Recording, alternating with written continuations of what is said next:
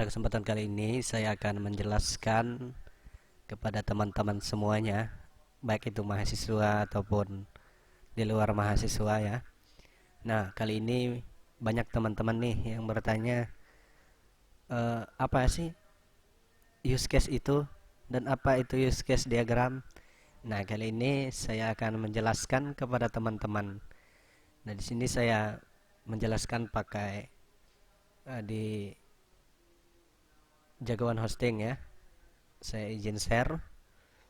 Nah, di sini jelas apa itu use case diagram.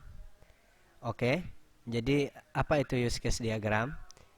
Jadi use case diagram adalah satu dari berbagai jenis diagram UML ya. Nah, UML yang menggambarkan hubungan interaksi antar aktor dan sistem. Misalnya aktornya kita, kemudian sistemnya adalah komputer gitu. Nah, yang dimaksud aktor di sini itu dapat berupa manusia atau perangkat, ya. Jadi, secara umum bisa didefinisikan bahwa pengertian use case diagram yaitu adalah teknik guna menunjukkan hubungan antara pengguna sistem dengan sistem itu sendiri. Nah, hasilnya berupa skema sederhana untuk memudahkan user membaca dan memahami informasi yang diberikan. Nah, untuk teman-teman ya, sebelum kita menggambarkan use case, jadi nanti saya akan menggunakan Enterprise Architect untuk menggambarkan use case-nya ya. Jadi yang pertama teman-teman harus kuasai itu adalah simbol-simbol use case diagram. Nah, sampai di sini mungkin saya rasa teman-teman semua sudah paham apa itu simbol-simbol daripada use case diagram ya. Nah, kita lihat gambar di dalam simbol use case diagram yang bisa digunakan di bawah ini ya. Simbol-simbol tersebut nyatanya lebih sedikit dibandingkan pada kalau kita pakai flowchart diagram maupun RD ya. Jadi simbol use case ini atau UML ini lebih sedikit daripada flowchart diagram ataupun RD ya. Nah, ini adalah simbol-simbolnya serta keterangannya. Ini gambar seperti ini adalah aktor. Nah, aktor ini mewakili peran orang, sistem yang lain atau alat ketika berkomunikasi dengan use case. Nah, kemudian yang seperti ini. Nah, ini adalah use case. Nah, use case itu adalah abstraksi dan interaksi antara sistem dan aktor, seperti itu ya. Kemudian yang panah ini adalah association ya. Ini adalah penghubung antara aktor dengan use case. Kemudian tanda panah, kemudian putus-putus. Ini adalah generalisasi. Ini menunjukkan spesialisasi aktor untuk dapat berpartisipasi dengan use case, seperti itu ya. Nah, kemudian ini tanda panah ke kiri. Ini menunjukkan bahwa suatu use case ya, seluruhnya merupakan fungsionalitas dari use case lainnya. Kemudian ini tadi include, kemudian ini extend ya. Dia sama-sama tanda panahnya ke kiri. Cuman pengertiannya berbeda lagi. Kalau extend ini menunjukkan bahwa suatu use case merupakan tambahan fungsional dari use case lainnya jika suatu kondisi itu terpenuhi. Nah, ini adalah fungsi-fungsi use case diagram. Teman-teman bisa baca sendiri di ini ya, di jagoan hosting di blognya. Nah, di sini teman-teman bisa lihat masing-masing ya pengertian serta manfaat daripada use case. Nah, di sini saya akan menjelaskan sedikit manfaat use case ya. Sekarang kita lanjut membahas use case diagram. Nah, teman-teman bisa simak baik-baik ya. Yang pertama, manfaat use case itu sebagai kebutuhan verifikasi. Ya, ingat, menjadi gambaran antar muka sebuah sistem karena setiap yang dibangun harus memiliki interface. Jadi kepada developer nantinya kalau ingin membuat sebuah aplikasi, jadi perlu yang namanya use case diagram. Kenapa perlu? Karena ini use case ini sebagai gambaran antarmuka sebuah sistem ya. Kemudian fungsi use case-nya lagi mengidentifikasi orang yang dapat berinteraksi dengan sistem dan apa yang bisa dilakukan oleh sistem. Kemudian memberikan kepastian mengenai kebutuhan sistem ya. Jadi nanti ketika ada orang, kita yang menjadi desainnya ya, desain sebuah aplikasi ini perlu menggambarkan use case diagram supaya orang yang membuat aplikasi itu tahu kemana arah daripada aplikasi yang akan dibuat ya, dan tahu apa kebutuhan sistem. Kemudian memudahkan proses komunikasi antar domain expert dan pengguna. Mungkin itu saja yang saya dapat jelaskan. Teman-teman bisa baca sendiri di dalam ini, di jagoan hosting. Ini aktor, ada sistem ya, dan use case, relasi, dan dalam use case diagram teman-teman bisa baca sendiri. Ini ada association, kemudian correlation, kemudian dependensi, syarat penamaan ya. Ini aktor ya. Harus seperti ini nanti. Oke, supaya tidak berlama-lama, jadi saya akan membuka use case. Maksudnya saya akan membuka Enterprise Architect untuk menggambarkan use case. Jadi teman-teman di sini juga diajarkan bagaimana menggunakan Enterprise Architect. Di sini saya akan melihat ini ya. Jadi nanti kita akan menggambarkan separuh daripada ini, tidak menggambarkan semuanya ini ya, supaya tidak berlama-lama. Saya langsung membuka Enterprise Architect ini. Nah, setelah tampilannya seperti ini, teman-teman bisa klik New File. Nah, kemudian di sini teman-teman bisa memberi namanya. Jadi di sini saya memberi namanya adalah sistem informasi gitu ya.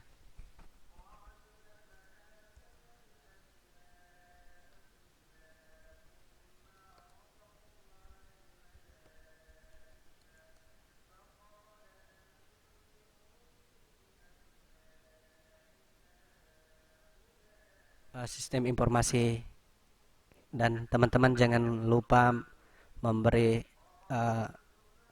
apa namanya, EAP ya. Ini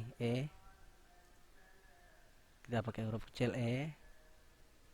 AP, ini ekstensinya. Kemudian kita klik OK atau Save ya.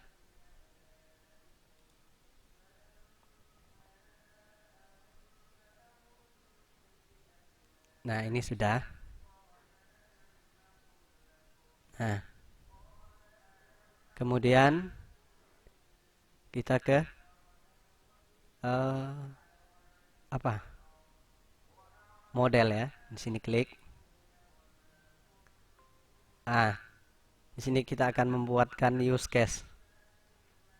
Ya. Use case. Di sini tadi namanya adalah sistem informasi kan. Nah, kemudian kita klik use case, kita kasih centang. Kemudian kita pilih udah bisa gini. Kemudian kita klik OK. Nah, ini sudah. Lalu kita lihat di pojok kiri. Ya, ini adalah use case modelnya. Kita klik. Kemudian kita klik use case model.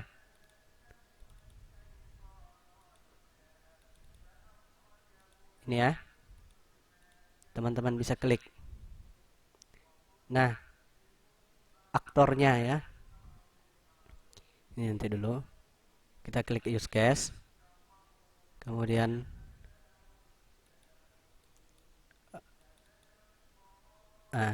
kalau sudah seperti ini, ini bisa kita delete semua ya.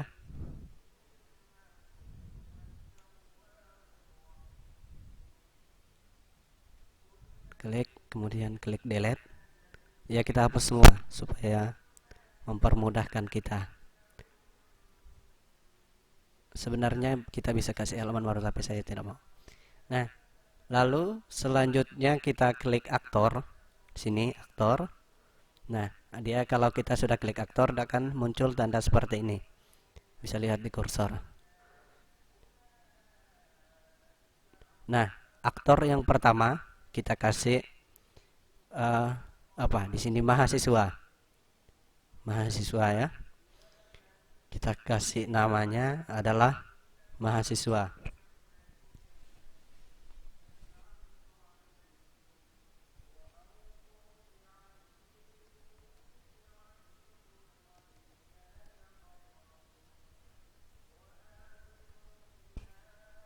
Kemudian kita klik OK.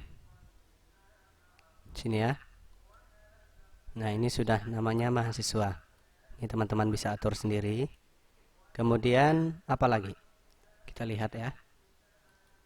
Ada use case. Kemudian use case yang pertama adalah lihat jadwal. Oke, kita tambahkan use case.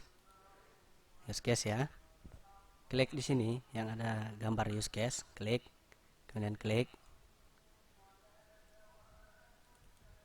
Nah, use case yang pertama adalah apa tadi? Lihat jadwal.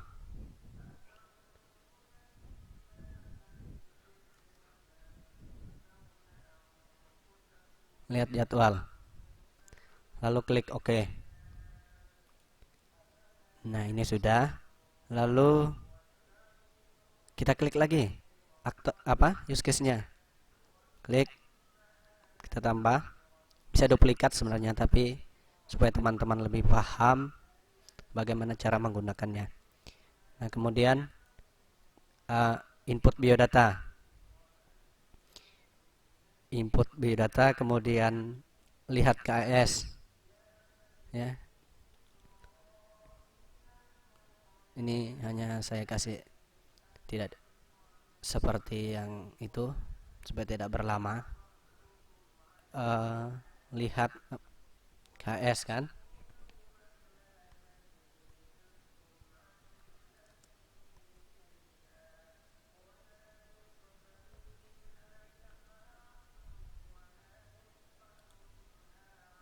Oh, input biodata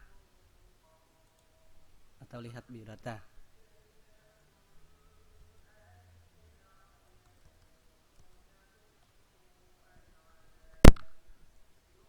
Nah, kemudian kita klik OK. Ini bisa kita atur sesuai dengan keinginan. Nah, lalu apa lagi? Lihat KS atau cetak KHS. Kita pilih cetak KHS saja ya. Klik ini, klik use case. Kemudian kita tambahkan lagi di sini. Klik 2 kali.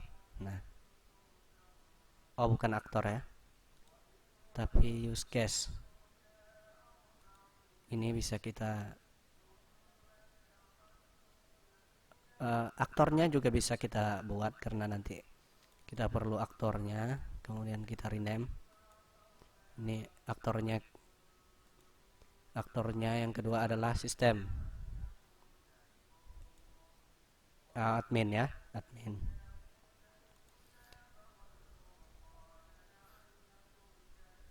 Admin. Lalu kita klik OK. Nah, admin kita kasih sebelah sini. Oke, kita klik use case, tambahkan klik use case, kemudian lihat KAS kan.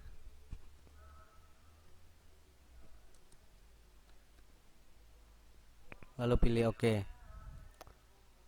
Kemudian apa lagi? Registrasi. Kemudian registrasi. Nah, kalau udah seperti ini ya, teman-teman klik di sini. Klik, baru teman-teman bisa klik use case. Use case, kemudian klik sini. Klik 2 kali ya. Kemudian di sini adalah registrasi.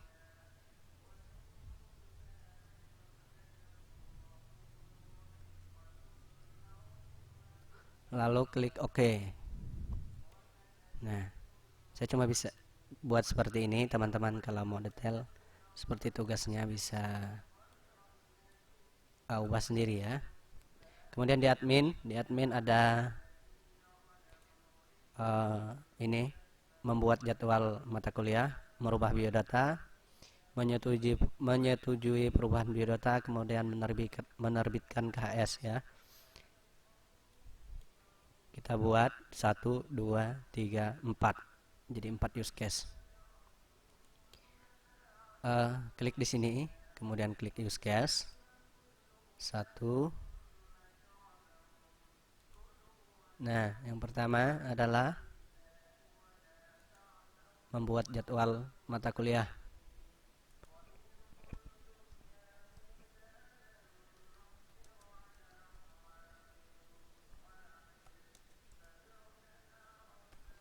Lalu klik OK. Kemudian apa lagi? Setelah membuat mata kuliah, lalu merubah biodata.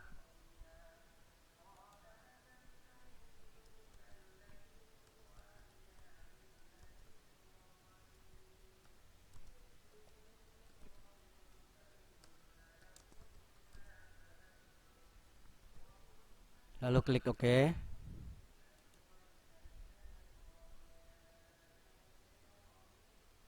Klik OK. Kemudian menyetujui perubahan biodata.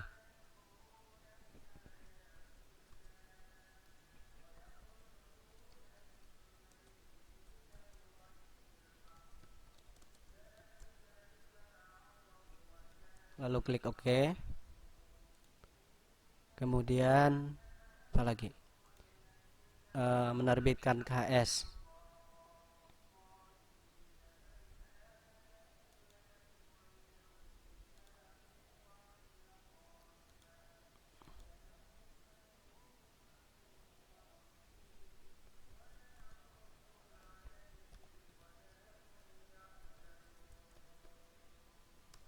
Lalu klik OK. Nah, seperti ini ya. Teman-teman bisa atur sendiri. Nah, lalu langkah selanjutnya kita buat ini yang namanya ini tadi ya, relasi. Jadi kita perlu buat relasi, ini namanya relasi atau association. Nah, ini ya, kita buat mahasiswa, kita klik di sini, kemudian kita drag, lalu pilih association. Klik di mahasiswa, lalu kita kasih association lagi. Nah, kemudian seperti itu sampai seterusnya. Klik ya. Association ya. Di sini ada use case, ada provider ya. Dependensi ya, ini dependensi garis yang putus-putus. Kita tidak pakai. Kita delete. Kemudian kita klik di sini. Kita kasih association ya. Nah, begitu seterusnya. Kemudian ke admin. Kita klik. Ini. Lalu klik lagi. Ini.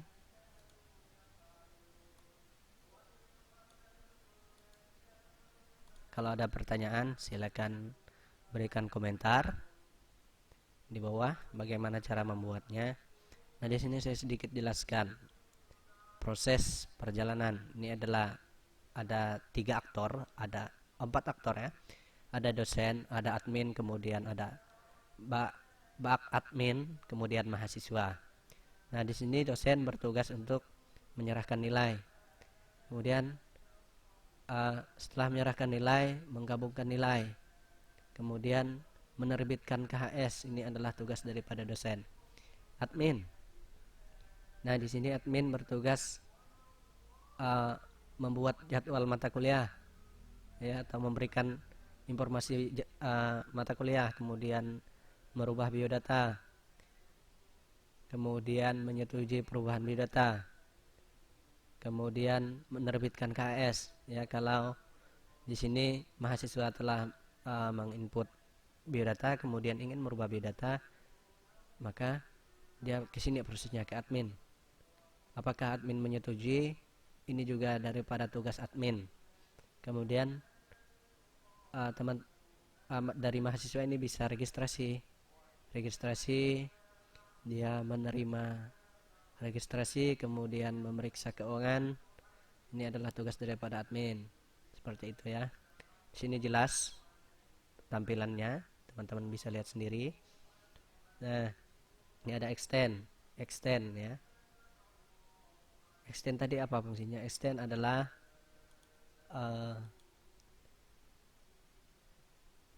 extend ya. Extend ini adalah menunjukkan bahwa use case merupakan tambahan fungsional dari use case lainnya jika suatu kondisi terpenuhi ya. Kalau terpenuhi ya, maksudnya di sini kalau ini terpenuhi maka dia berhak mendapat jadwal mata kuliah kalau terpenuhi. Ini kalau terpenuhi juga berhak merubah biodata. Ini kalau terpenuhi juga berhak menerbitkan melihat KS ya. Ini kalau terpenuhi juga berhak ke sini menerima registrasi. Oke, mungkin sekian itu yang dapat saya berikan. Kalau teman-teman merasa bermanfaat, silakan like dan subscribe channel ini.